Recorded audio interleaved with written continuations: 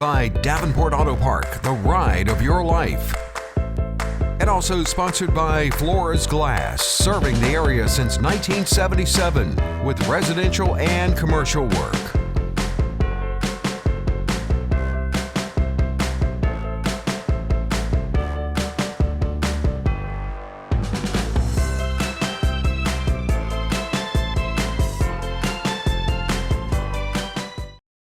Good evening, friends, and welcome to another episode of Wayback Wednesday. I'm Randy Adcox. Glad you could be with us tonight. Got a lot of ground to cover tonight. We may not get to everything, so we'll try to move as quickly as we can through these. If you remember from last week's show, as we were going off the air, I mentioned a man named Sid Davis. I don't honestly say I can recall or remember Sid Davis, even though he was certainly alive during my lifetime. Some of you may remember him. He was affectionately known around Rocky Mount as the Piano Man for several decades, from the late 1930s up to the 1970s. He, of course, played piano. He led an orchestra. And I'm not going to beat the orchestra horse in the ground anymore tonight. It's just while I was researching the orchestra over the last 2 or 3 weeks, I came across his name and the fact that he did lead an orchestra. And then the more I found about him, the more interesting he became to me. So we'll talk a little bit about him tonight, show you a picture or two of him. And as usual, while I was doing the research for tonight's show, I ran across a couple of things that either I'd forgotten about or just did not know about. One was a place called Club Inglewood. Some of you more seasoned viewers may remember Club Inglewood. I'll give you a hint, it was out in Inglewood, or at least the Inglewood area of Rocky Mount. I'll talk a little bit about the Pioneer Restaurant. Some of you may remember the Pioneer Restaurant. I'm going to talk a little bit about jukeboxes and radio. I guess if there's a theme to tonight's show, it's entertainment. We talked a little bit about the last couple of weeks, in fact, about how important the big bands and the orchestras were locally when so many folks didn't have any other means of entertainment. In the 30s and early 40s, most folks, if they had a radio, they were doing well. Very few folks had televisions, obviously, and that held true to probably sometime in the late 1940s. So people would go out for entertainment, is the bottom line, and they would go to these venues where there was a band playing or an orchestra playing or some kind of show going on. Of course, they would go to the silent movies too on occasion. But anyway, that's kind of the theme tonight, is just entertainment in general. And I mentioned Sid Davis because when I came across his name, first of all, as being an orchestra leader. And then I was doing a little bit of research about him, and his name cropped up in an unusual gathering that I don't remember ever hearing about before, that used to occur apparently on an annual basis in Rocky Mount. And that was a gathering of the Spanish-American War vets. And so I dare say probably no one viewing the show tonight remembers anything about that, because it lasted about, I think, 7 months or so, 9 months maybe, in the late 1800s, 1898 as a matter of fact. It was less than a 1 year long war. It started in April of 1898 and was over by like November of 1898. But they had a reunion here locally every year for veterans of the Spanish-American War. And so, Lee, if you would put up item number 1, this is just an article that appeared in the Rocky Mount Telegram, November the 18th, 1937, when this article appeared. And it talks about these veterans and how they had been gathering every year. And of course, by this time, most of them are in their 60s. If you kind of figure an average age of, say, 18 to 20 years old when they went to war in 1898, by 1937, most of them were 40 years later, they're probably in their 60s or early 60s at a minimum, and some probably older than that, obviously. But the article talks about how the crowd has begun to wane in later years. And the headline reads, "Spanish Vets Growing Old Dance Attendance Shows." And so the article is about this event that took place, and they sold tickets for it, and they sold 250 tickets for this veterans reunion of Spanish-American War vets. As it turns out, the author of I don't know who wrote this article, but whoever it was, jokingly points out that apparently the vets are getting too old and too stiff to go out. This appeared in November of 1937, so cold weather is obviously starting to set in. but only 100 vets showed up. They sold 250 tickets and 100 vets showed up. And of course, some of them brought their wives. But anyway, about, down here at the bottom, it makes a mention. It says, and by the way, in addition to just gathering to celebrate being a vet, these guys also had activities, and one of them was a dance. They had a dance. And so down there at the bottom it says, with dancing, however, the committee in charge of preparations for the ball arranged a floor show, which was excellent, and so was the music provided by the Sid Davis Swing Orchestra. These musicians, popular over a wide territory, played at intervals. There'll be a hot time in the old town tonight, or I'm going to fight Spain for blowing up the Maine, which was a theme song for the boys who'd help Uncle Sam avenge their dastardly deed. So anyway, Sid Davis and his orchestra, there you go, Sid Davis and his orchestra provided the entertainment for this reunion of Spanish-American war vets. And so I thought, well, that was interesting, and so I wondered what else Sid Davis did throughout his lifetime here in Rocky Mount.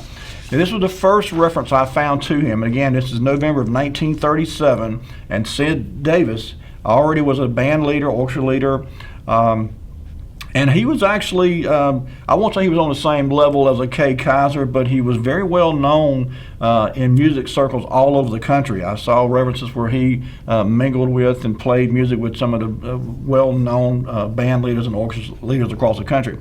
So anyway, this was 1937. By 1952, item number 2, if you would, Lee, Sid Davis was still entertaining crowds around Rocky Mount. You see here, this is a New Year celebration here. It says, celebrate the New Year, Sid Davis and his orchestra, featuring steaks, seafood, barbecue chicken. And you see there, Club Inglewood at the bottom, Club Inglewood. Now, I remember in past shows we've talked about a couple different little soda shops out in the Inglewood area, and Bobby Mears Inglewood Supermarket was out that way. And so, but I honestly didn't recall that we'd ever talked about Club Inglewood. But as it turns out, Club Inglewood was a restaurant, and they also had these shows, and they had dances and so forth, live entertainment. And so it was a very popular place for a number of years. And in fact, Sid Davis played there several times. He actually got his start, by the way, playing, believe it or not, in the silent movies, at the movie theaters for silent movies. He would play the piano background music for the silent movies. So anyway, he made several appearances here at the Club Inglewood and other places around town. I'm going to read a little bit here about this. This is about Sid Davis, the man. This is an article that appeared in the Rocky Mount Telegram in 1957. And it talks about the old Carolina Theater on South Main Street. And it said, news that the Carolina Theater on South Main was being torn down to make way for a new store was received with sentimental feelings recently by one local resident. When someone told Sid Davis about the building being destroyed, he felt that an era was being closed in Rocky Mount. The theater once was called the Palace Theater, and that is where Sid many years ago accompanied the silent movies on the piano. And it goes on to talk about how many different events he played. It says he attended Rocky Mount Graded School, which was located where Brownsville School is now. Later, he attended Rocky Mount High School in the present R.M. Wilson Junior High School building. His first job, as I said earlier, he played in silent movies, but his first job was actually playing at a local five and dime store here locally. He played for vaudeville and played silent movies at the Gym Theater. Later, he went to Norfolk, Virginia. He played with Al Jolson. Some of you may be familiar with Al Jolson, jazz musician. After the war, he went to work with a man named John Arrington, playing the piano and leading the orchestra at the Grand Theater. Like I said, he traveled all over the country. Said the Palace Theater grew out of the Grand Theater, and the Palace Theater Orchestra was formed. This music group had 16 pieces, not only played at the theater, but also played in various dances around town. He would play at the June German. His first one was 1926. And so In later years, it said he settled down. He would play at something called the Bamboo Room in the Rio Restaurant. We talked about the Rio Restaurant just last week. But he would play there. He would play at Hilma Country Club in Tarboro. And of course, he played for many, many years. He provided the entertainment for both the Rotary clubs and the Kiwanis clubs here locally.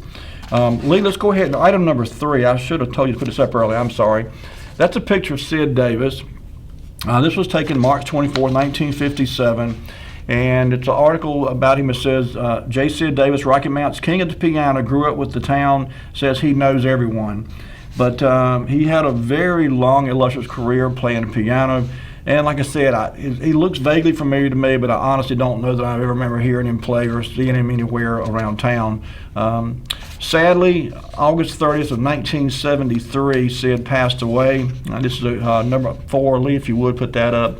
This is his obituary that appeared in the Rocky Mount Telegram. It just says, Sid Davis Jr., popular musician in Rocky Mount since the days of silent movies, died Sunday at the age of 78. Funeral services for the well-known pianist were scheduled at 4:30 p.m. from the Episcopal Church of Good Shepherd. He was survived by one sister, Mrs. Belle Davis Lecoq of Rocky Mount. He was a lifelong resident of Rocky Mount. He was the son of John Sidney and looks like Lizina Esther Jackson Davis. He was a veteran of World War I and a member of the Church of the Good Shepherd. Said he played the piano in local movie houses during the era of silent movies and performed for numerous functions over the years. Until his death, he played the piano regularly at meetings of the Kiwanis and Rotary Club, as I mentioned a minute ago. He performed at parties and banquets and other events throughout the area. The Kiwanis Club made him an honorary member in appreciation for his years of service as the club's pianist. So he was certainly a well-known, well-respected individual, and as I said, he played all over and gained a lot of respect by musicians all over the country. I mentioned earlier that he also played at Club Inglewood, and so when I got to looking into that, I was trying to figure out exactly where Club Inglewood was. For those that are familiar with the Inglewood area where Bobby Mears' grocery store was, a little corner right there, I think it was in that general area. If you remember, many years ago, there was a Phillips 66 station down the corner of Forest Hill Avenue and Sunset Avenue. And there was I think there was a soda shop or something there. And I think this Club Inglewood was somewhere in that vicinity. I never could nail down the exact street address because back during the time it was in operation, there was no street address for the area. It was just considered to be 64 west or east of Rocky Mount. Depending on whether you're coming into Rocky Mount or going out of Rocky Mount. But anyway, I did a little more digging, and what I found was that it was in operation up to, in 1945. Let's go ahead and put up item number 5 if you would. In 1945, there was a place called the Inglewood Tavern, and it closed on October 20th, 1945, and wherever the Inglewood Tavern was, once it closed, it opened back up as Club Inglewood. And you see there it's at the bottom, formal opening soon. So maybe someone, hey, we got a call. Let's see if no one knows where it was. Hello, caller, you on the air. All right.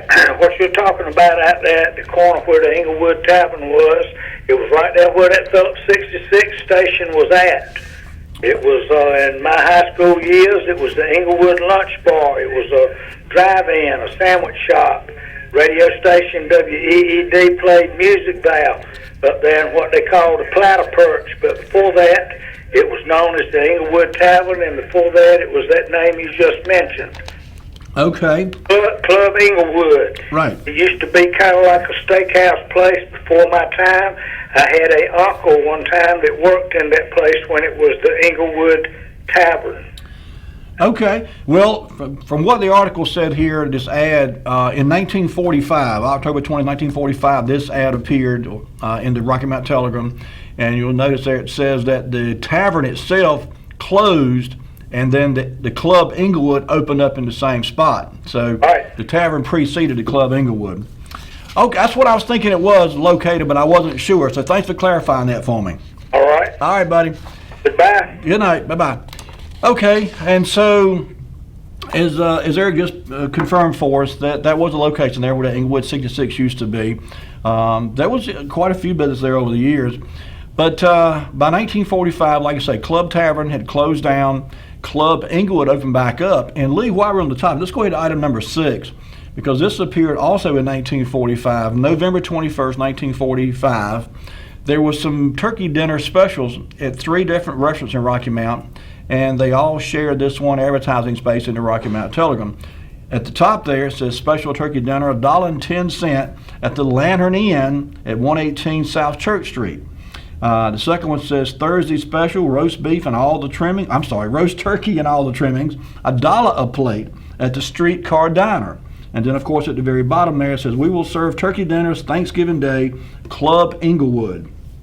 So all 3 of these restaurants were gearing up for a Turkey Day special. It doesn't say so, but the middle one does say turkey and all the trimmings, and I'm sure the other 2 restaurants did as well. But the Lantern Inn was at 118 South Church Street. The Streetcar Diner, we've talked about it in the prior show, and I'm drawing a blank now where that was. But anyway, and of course, Club Inglewood, as Eric just confirmed for us, is out there at the corner of Forest Hill Avenue and Sunset Avenue out in Inglewood. Okay. Real quickly, a couple more spots here about the Club Inglewood. Lee, item number 7, if you would. By 1949, this place was hopping, apparently. Like I said, new Club Inglewood presents for your listening Dancing Pleasure, Earl Zirkle and his orchestra, featuring the Wurlitzer organ, the vibracord, and the Hammond Solavox. Now, the Hammond Solavox caught my eye because Hammond, of course, is an organ company. They make organs and pianos and so forth. But I'd never heard of the Hammond Solavox. So I went on a hunt to find out what I could find out about the Solavox. And when we come back from the break, well, I just realized it's time for our first break. When we come back from break, we'll get into a little bit about the Hammond Solavox, and we'll tell you a little bit about that and show you some pictures and so forth. But for now, Lee, I'll tell you what, let's go ahead and take our first commercial break. And when we come back, we'll talk a little bit more about the Club Inglewood, and we'll drill in a little deeper on the Hammond Solavox. Don't go anywhere, folks. We'll be right back with more Wayback Wednesday. Take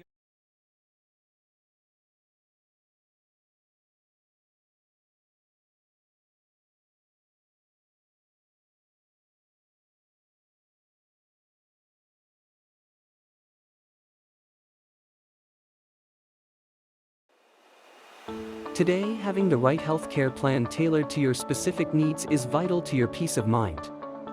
The question is not if you will need the coverage, but when. And when that time comes, you want to be prepared.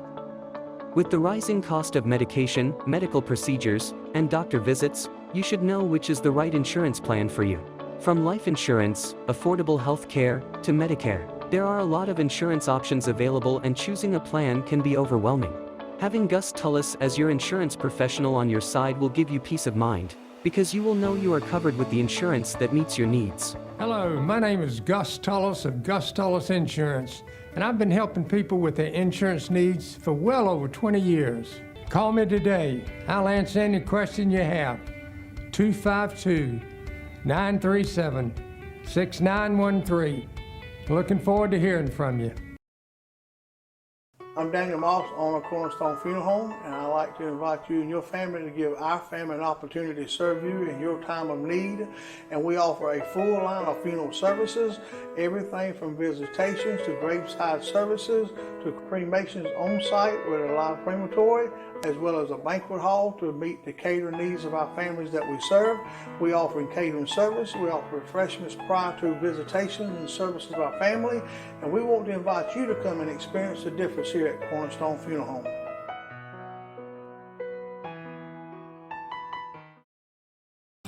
There's a main nerve that leaves your back that goes into your hip and goes down your leg. It's called the sciatic nerve.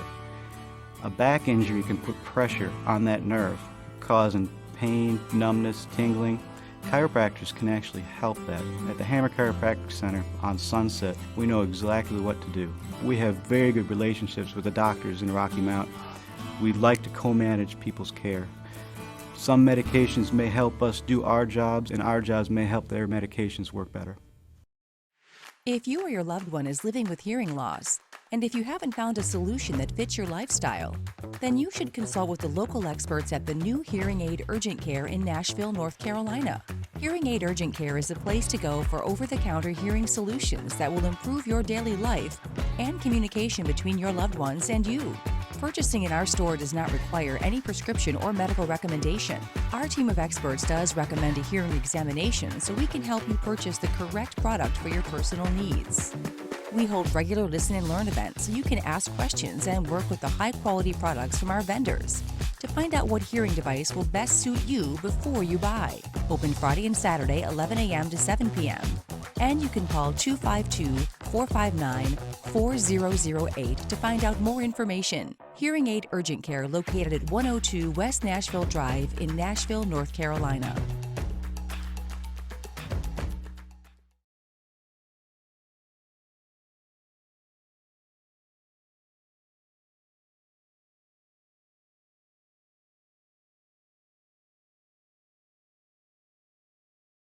And we're back. Before the break, we were talking about the Club Inglewood and some of the events that took place out there and so forth, and some of the entertainment that was out there. And you know, it was, as I said, the place was hopping by the late 1940s and even into the 1950s. That last ad we showed was from February 24th of 1949, and the next one, go ahead and put up item number 8 if you would. By 1953, June German was still going around Rocky Mount, and they had a June German event at Club Inglewood. It says open all night Friday, June German, meet your friends at Club Inglewood. John Holland's band, 10 until 3 a.m. If you remember, the June Germans were notorious, for lack of a better word, for going to the wee hours of the morning anyway. And so I guess a lot of folks could go to the June German if they got tired of being there. They'd come out to the Club Inglewood here and kind of hang out here. Because they were open all night long. And of course you could get a meal. They had chopped steak, seafood, breakfast served any hour, all night. And you notice at the bottom there, it says the only address, and this is what everything I saw related to an address, it says 1 mile west, US 64, Rocky Mount. And so it says intermission at Inglewood, June German night. And another thing about this place, of course, in the bottom right-hand corner, it says comfortably air-conditioned for your comfort. You know, in the late 40s, early 50s, that was a big deal to be able to go into a place that had air conditioning and sit down and enjoy a nice meal, see some good entertainment, and do so in a relaxed air conditioning, especially in the summertime. This was in June, of course, 1953, June the 17th was when this ad appeared. And so it would have been nice to be able to go in and sit down at an air-conditioned restaurant, get a good meal, watch a good band, orchestra play some music. So it was, again, it was a popular place. By December of 1953, Lee, if you would put up item number 9 for us, there was a New Year's Eve party, and this was just one of many that I saw advertised over the years that took place at the Inglewood, or Club Inglewood. But you see here, it says, join the fun at Club Inglewood New Year's Eve. Make your reservations now. They were providing hats, noisemakers, souvenirs, and dance to the music of Sammy Bland. We've talked about Sammy Bland here many times on the show in the past. And you see there, Club Inglewood open 9 till 1 New Year's Eve. So this was a happening place for sure.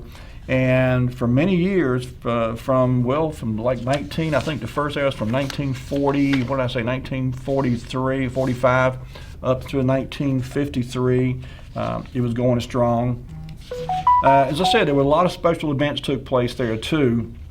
And one of the ones that kind of tickled me, item number 10, if you would, Lee, in February of 1957, the last event to be held at Club Inglewood was a chitlin dinner. And for those that don't know what a chitlin is, let me just tell you, as nice as I can put it, it's hog intestines. And they tell me when I was a kid I used to eat them. I don't recall that. I don't have that recollection. I don't want them now, but that's what they are. They're hog intestines that have been thoroughly washed and boiled. And some folks say it's akin to a barbecue, chopped barbecue. But in any case, February of 1957, the very last event that took place at Club Inglewood was a chitlin party, or chitlin feeding, if you will. And this little short article I read says, Mayor P.K. Gravely last night praised the culinary abilities of cooks at the Chitlin Club meeting, saying he remembered eating chitlins in the days when people blew a horn or rang a bell to announce the affair. Praising chitlin suppers, the mayor remarked, I can say I ate my share tonight. If I get a funny feeling in my stomach tomorrow morning, the mayor noted, I know I'll ate too much marmalade for breakfast. In case of such a disaster, he remarked, he was going to sneak some chitlins home to calm his stomach. The Chitlin Club met at Club Inglewood with nearly 100 persons present to enjoy the meal. And it goes on to talk about, says, that part's kind of smudged there on the paper, but it says he later described his band about as heavy as I've ever seen. Oh, it's talking about one of the local police officers won a prize for, I think, eating the most chitlins, and his prize was a basket of fruit. He was given a basket of fruit. On the menu besides chitlin were collard, sweet potatoes, cornbread.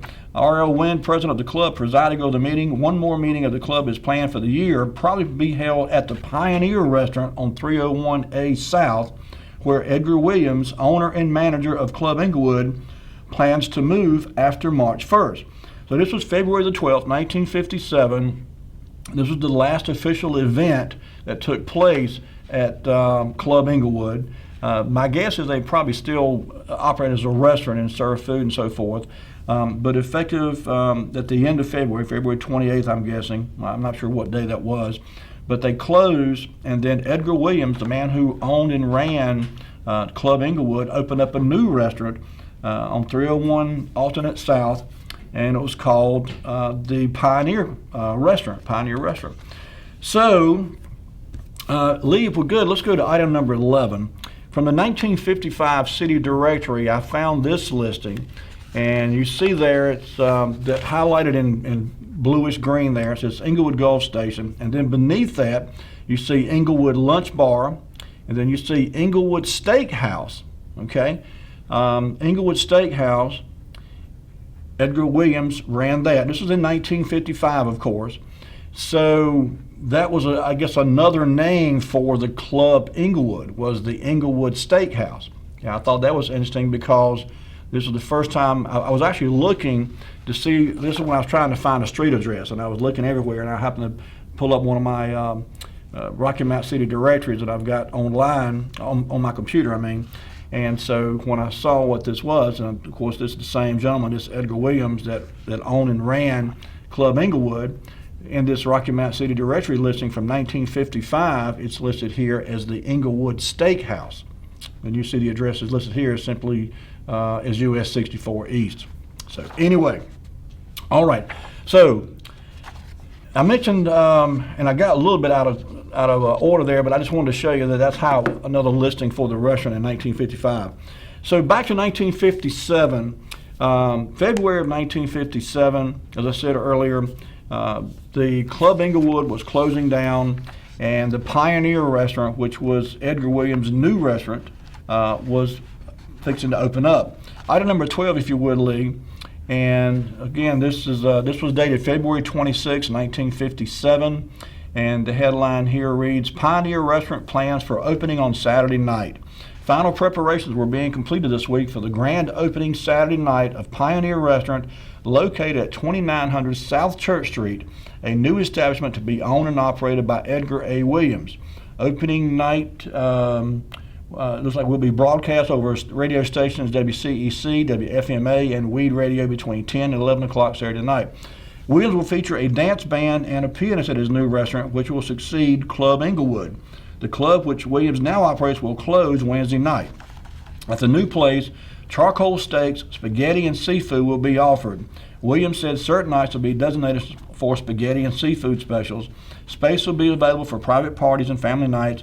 Sunday night will be set aside as a special family night. Decoration has been completed at the new restaurant, and final installment of equipment will be completed following the closing of Club Inglewood. Music Saturday night will be supplied by Plumber Williams and his Rhythm Boys. So Mr. Williams, like I said, had a successful run by all accounts with Club Inglewood out in Inglewood, and then closed that restaurant up and opened up a new restaurant called the Pioneer Restaurant at 2900 South Church Street. I meant to look up the address of that, excuse me, and try to locate exactly where that was, and I'm sorry to say I forgot to do that.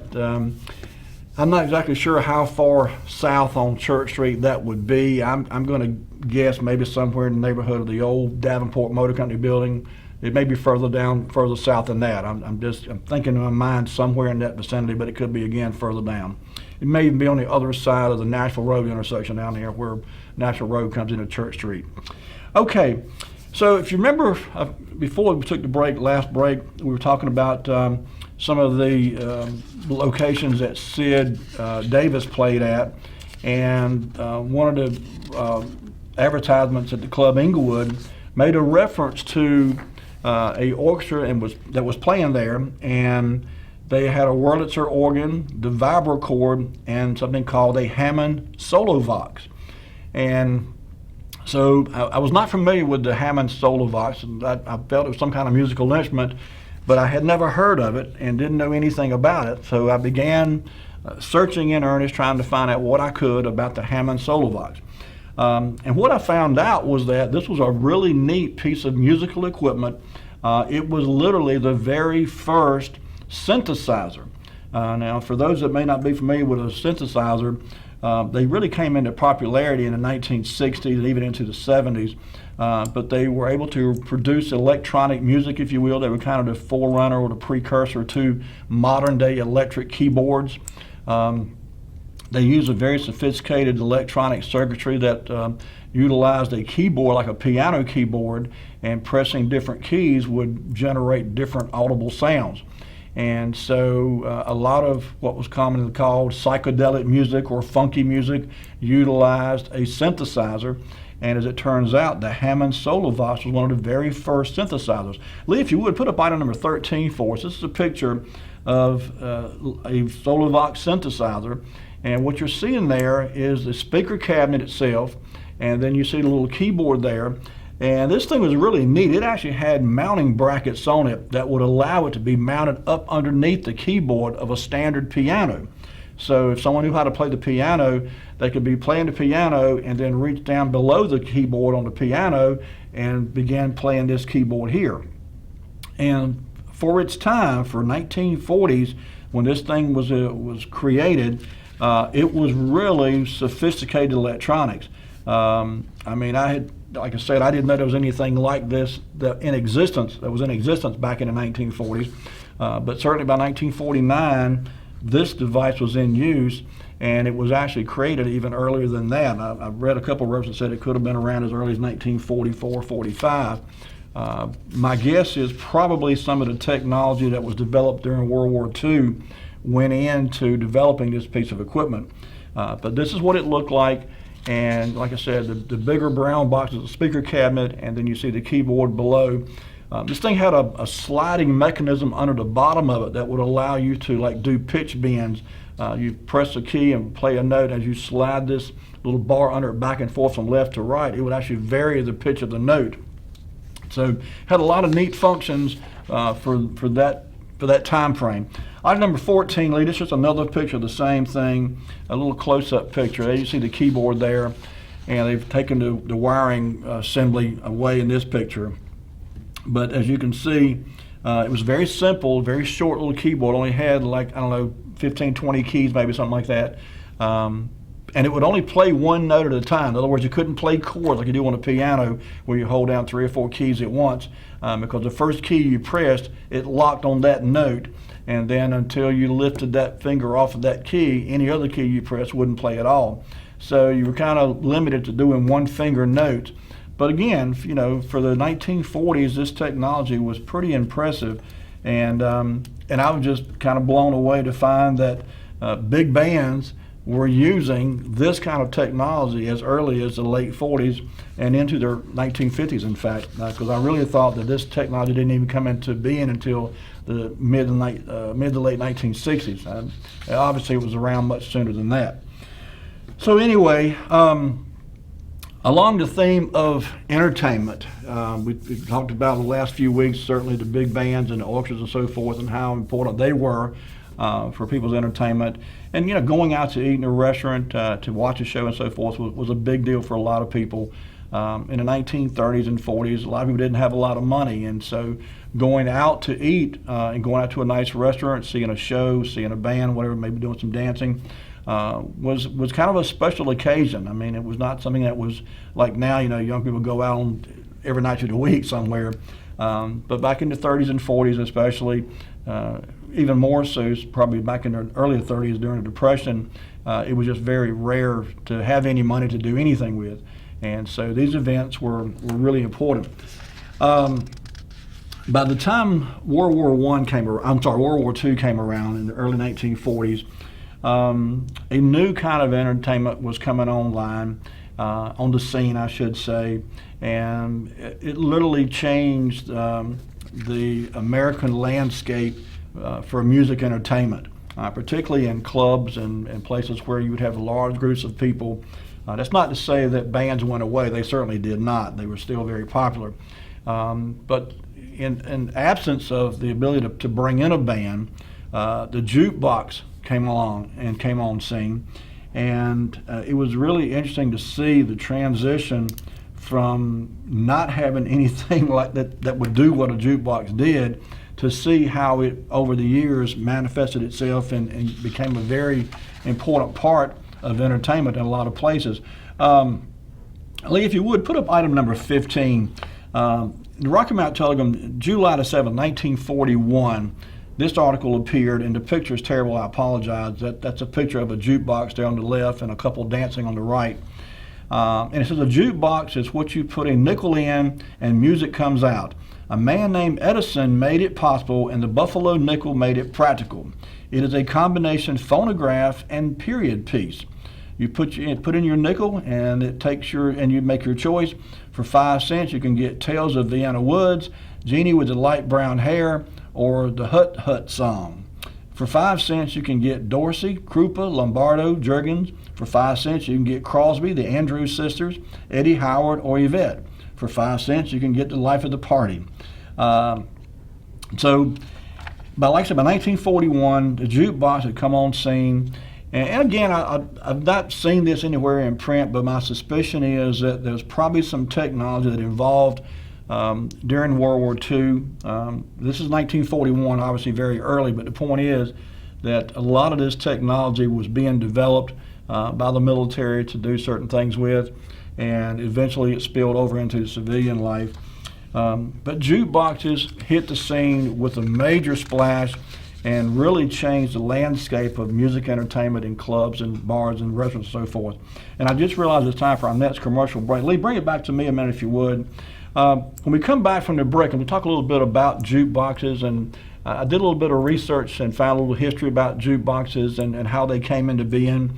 And oddly enough, even though this article kind of presented itself as being the first jukebox, it wasn't, not by a long shot. The first jukebox was many, many years prior to this thing coming into existence. It just took about 40 years for it to really catch on. So don't go anywhere. When we come out from the break, we'll talk a little bit more about jukeboxes and share some old pictures of some really neat musical items from the past. We'll be right back.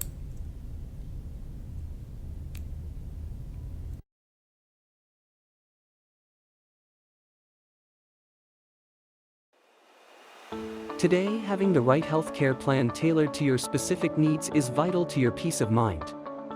The question is not if you will need the coverage, but when. And when that time comes, you want to be prepared. With the rising cost of medication, medical procedures, and doctor visits, you should know which is the right insurance plan for you. From life insurance, affordable health care, to Medicare, there are a lot of insurance options available, and choosing a plan can be overwhelming.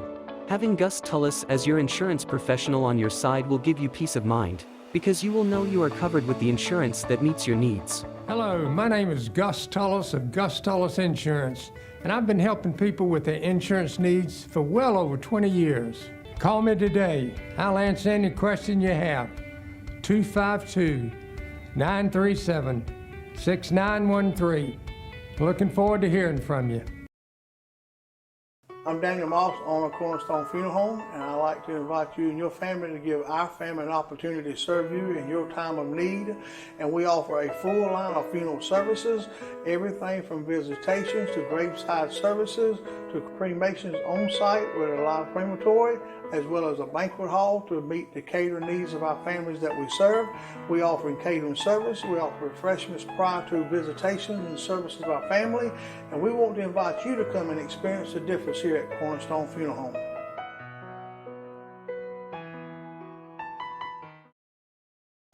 There's a main nerve that leaves your back that goes into your hip and goes down your leg. It's called the sciatic nerve. A back injury can put pressure on that nerve, causing pain, numbness, tingling. Chiropractors can actually help that. At the Hammer Chiropractic Center on Sunset, we know exactly what to do. We have very good relationships with the doctors in Rocky Mount. We like to co-manage people's care. Some medications may help us do our jobs, and our jobs may help their medications work better. If you or your loved one is living with hearing loss, and if you haven't found a solution that fits your lifestyle, then you should consult with the local experts at the new Hearing Aid Urgent Care in Nashville, North Carolina. Hearing Aid Urgent Care is a place to go for over-the-counter hearing solutions that will improve your daily life and communication between your loved ones and you. Purchasing in our store does not require any prescription or medical recommendation. Our team of experts does recommend a hearing examination so we can help you purchase the correct product for your personal needs. We hold regular listen and learn events so you can ask questions and work with the high-quality products from our vendors to find out what hearing device will best suit you before you buy. Open Friday and Saturday, 11 a.m. to 7 p.m. And you can call 252-459-4008 to find out more information. Hearing Aid Urgent Care located at 102 West Nashville Drive in Nashville, North Carolina.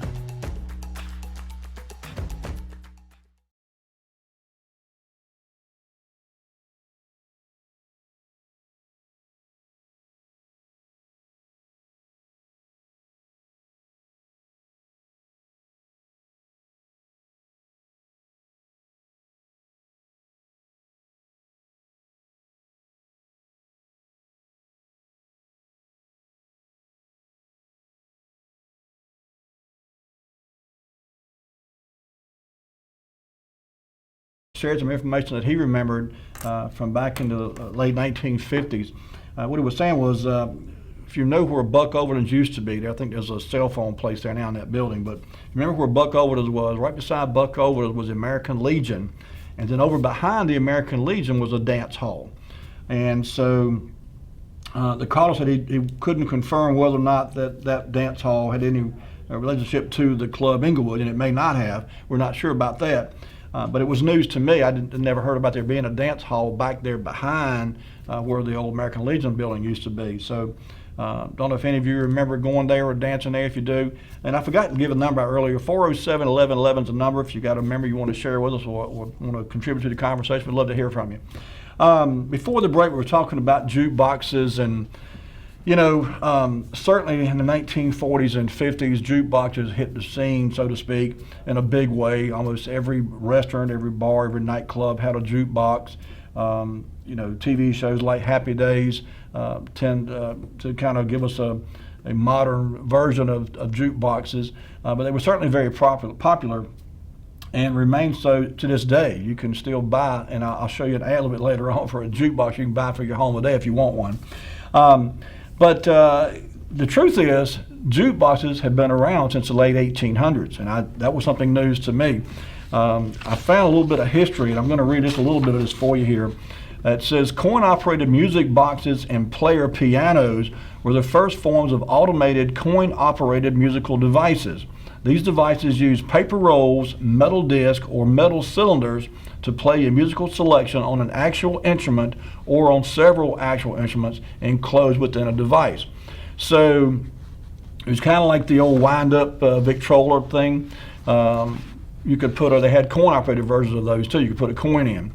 So anyway, that was kind of the precursor to what eventually became a jukebox. But in 1889, these two inventors, Lewis Glass and William Arnold, invented the nickel-in-the-slot phonograph in San Francisco. This was an Edison Class M electric phonograph retrofitted with a device patented under the name coin-actuated attachment for phonograph. The music was heard via one of 4 listening tubes. So, as it turns out, that was the first one. And there was a couple of different variations of that. And Lee, item number 6, and if you would, put that up on the screen for our viewers. This is a picture from an 1889 version of the first jukebox that ever was. And as I said, it was put on display, number 16, Lee. Yep, there we go. So this was 1889, and what you're seeing there in the middle of the screen is this jukebox. And in this particular instance here, this thing has 1, 2, 3, 4, 5, 6, 7, 8, 9 sets of hoses coming off of it. And the hose wires at the end. You put a piece in each ear. And so when the music is playing on the jukebox in the middle, the sound travels through those individual tubes into each of your ears. So obviously, if you're standing around this thing in a proximity of 5, 6 feet maybe, it's a pretty neat idea. If you're standing across the room, not so much. So the idea was good in that you could have multiple people listening to one piece of music coming off an automated machine. But again, it wasn't very practical because in this case you had to be close enough to be able to fit the tube or reach the tube from the jukebox to your ears to be able to hear the thing. So a little bit later, that was 1889 by the way. In the 1890s, a little bit later on, another gentleman came along and added an improvement to the jukebox. Lee, if you would, put up item number 17. And this does not have a name per se, but as you can see, it's much better. This is more along the lines of the old Victrola, but it's a coin-operated jukebox. You put a nickel in and it plays the music. And of course, the sound comes out of the speaker, and you could actually have people sitting around in the room listening to it. So in this picture here, the gentleman is playing the music on the jukebox, and the 3 ladies here are intently listening to the music coming out of the jukebox. So again, this is from the 1890s, so literally 50 years before we kind of anticipate or expect to hear about jukeboxes, they were in existence. They hadn't caught on in a big way yet, but they were in existence. Certainly by the 1940s, however, things changed. Item number 18, if you would, Lee. This was a Wurlitzer, and Wurlitzer made a bunch of these different things. I won't even have to venture a guess of which model this is. But this is a Wurlitzer jukebox from the 1940s. And a couple things to draw your attention to about this. The Art Deco style of architecture and design and so forth gets a lot of discussion in the 1940s and 50s and so forth. And so you start seeing a little bit more here, a decorative design. It's certainly functional. I mean, it's got records inside, and you can make your selections, and it plays the music.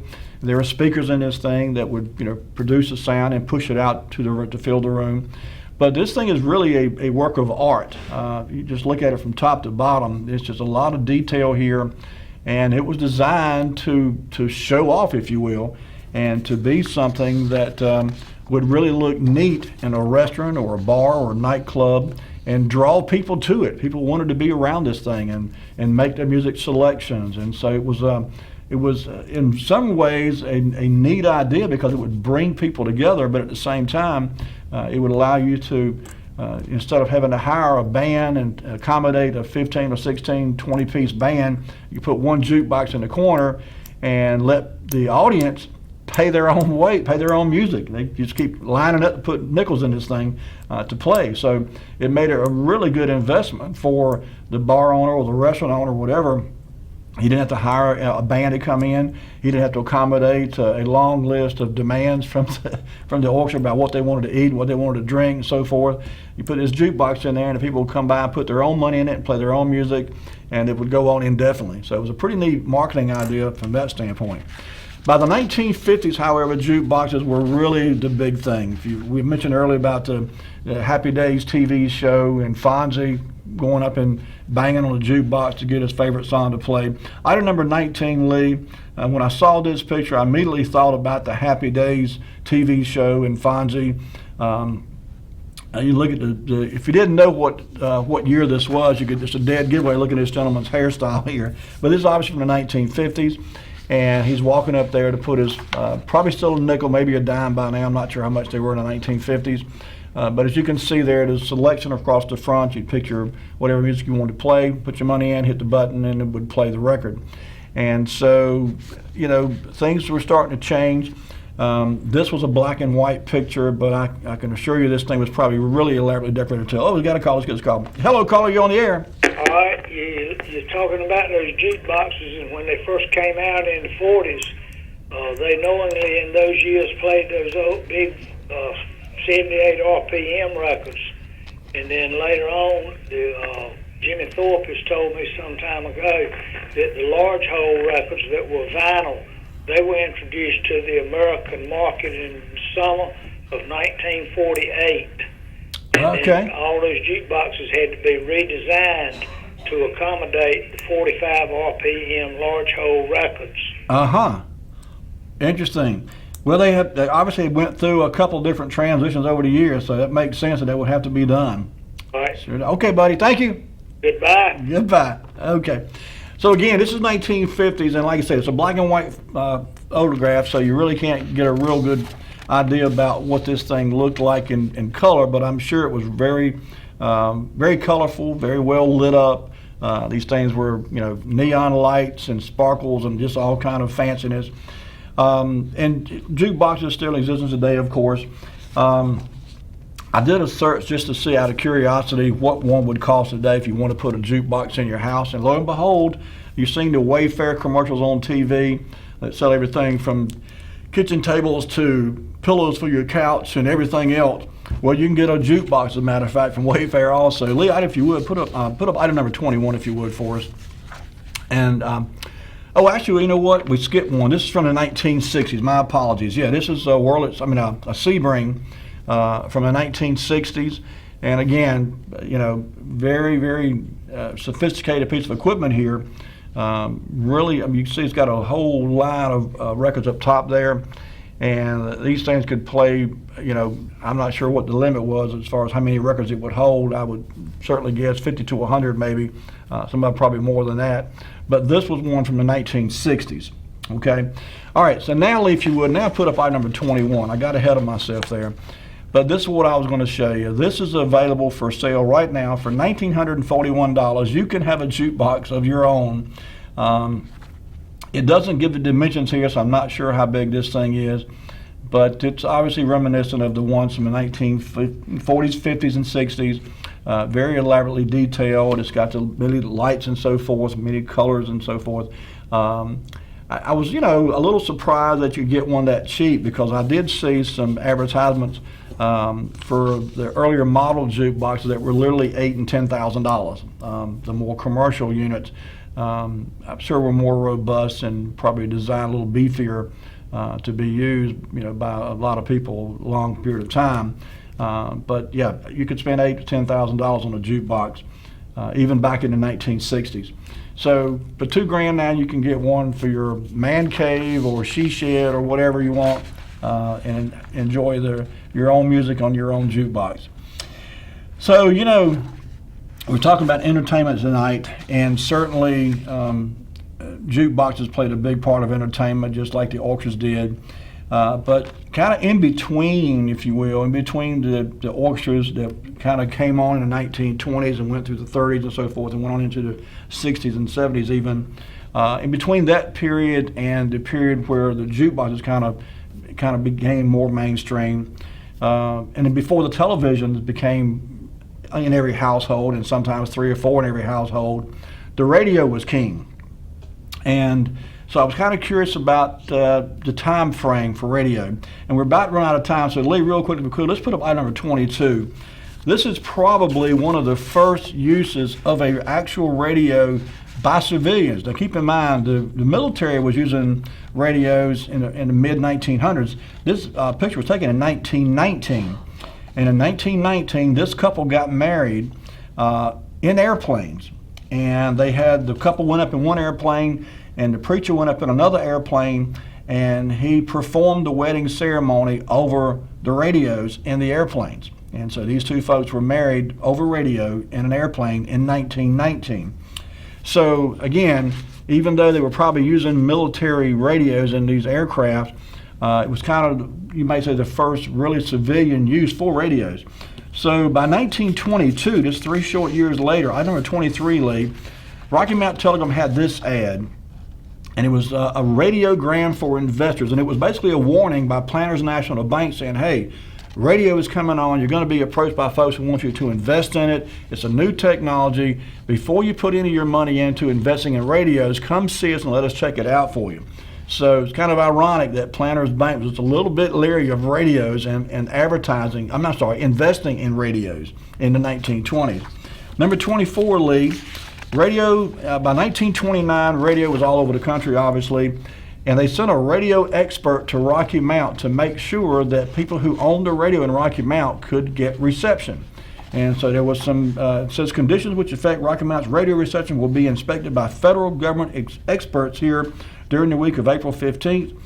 So they sent a guy from the FAA here, I'm not FAA, the FCC, to check to make sure that conditions were adequate here to be able to receive radio signals.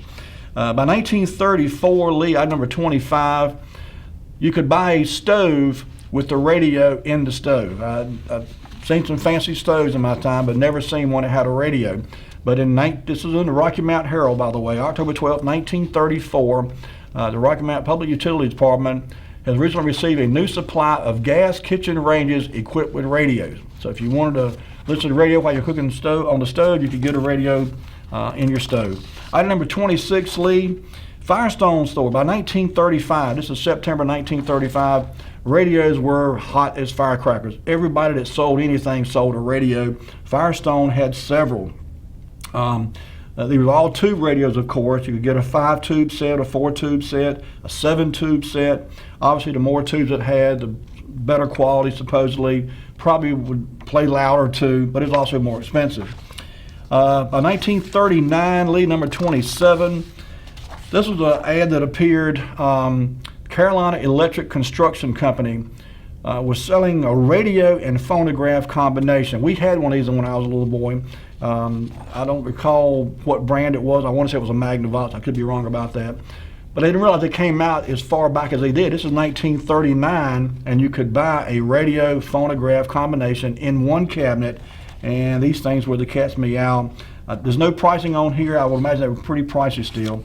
By 1942, World War II was raging, and there was a ban on the manufacture and sale of radios and phonographs to keep those components available for the war effort. So number 28, Lee, this is just an article that appeared in the paper and just tells about that the federal government said you can't sell radios and phonographs to the public anymore because we need those parts to go in the war effort to build radios and so forth for pilots and ships and communication around the world for our military. And lastly, number 29, Lee, December 15, 1947, Blackwood Associates at 130 Sunset Avenue, which is in the general area of Center Theater, on that side, same right side of the street as Center Theater. This was a full-page ad that appeared, and there was no less than 1, 2, 3, 4, 5, 6, 7, 8, 9 radios listed on this ad. Radios were indeed king. Folks, that's going to do it for us tonight. We've run slam out of time. Please bring it back to me if you would. I want to thank those that called in and shared your memories with us. I appreciate it as always. Hope you learned something tonight. I sure did getting ready for the night show. Take care of yourselves, folks. Have a great week. Be kind to one another, and we'll see you next week with more Wayback Wednesday. Good night.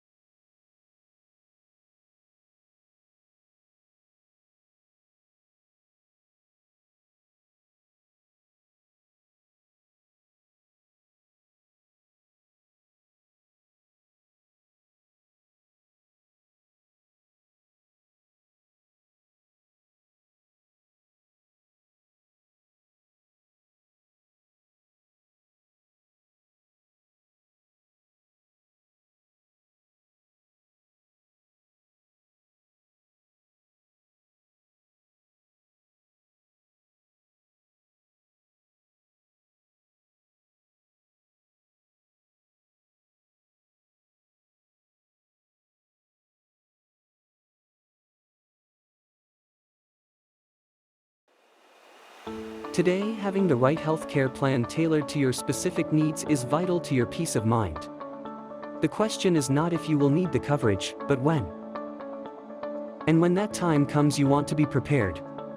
With the rising cost of medication, medical procedures, and doctor visits, you should know which is the right insurance plan for you.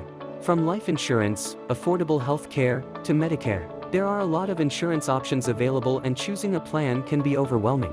Having Gus Tullis as your insurance professional on your side will give you peace of mind, because you will know you are covered with the insurance that meets your needs. Hello, my name is Gus Tullis of Gus Tullis Insurance, and I've been helping people with their insurance needs for well over 20 years. Call me today. I'll answer any question you have. 252-937-6913. Looking forward to hearing from you. I'm Daniel Moss, owner of Cornerstone Funeral Home, and I'd like to invite you and your family to give our family an opportunity to serve you in your time of need. And we offer a full line of funeral services, everything from visitations to graveside services to cremations on site with a live crematory, as well as a banquet hall to meet the catering needs of our families that we serve. We offer catering service, we offer refreshments prior to visitations and services of our family, and we want to invite you to come and experience the difference here at Cornerstone Funeral Home.